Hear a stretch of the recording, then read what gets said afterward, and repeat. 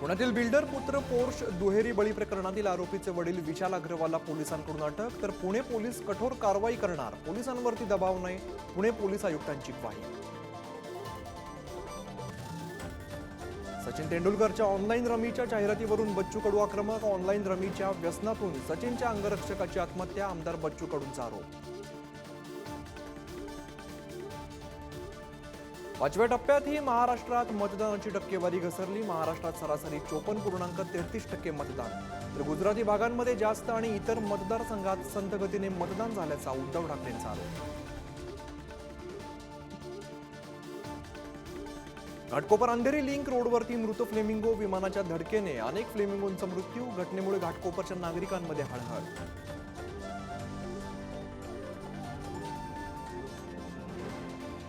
राज्यातील यंदाचा 12वीचा निकाल 93.37%. कोकण विभागात 12वीचा निकाल सर्वाधिक. यंदाही मुलांच्या तुलनेत मुलींची बाजी.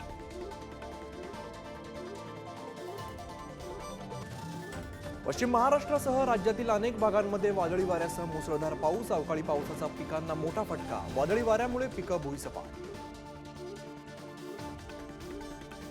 मराठवाड्यात दुष्काळाचं सावट. मराठवाड्यातील धरणांमध्ये 10%पेक्षा कमी पाणीसाठा, तर जायकवाडी धरणानेही गाठला तळ.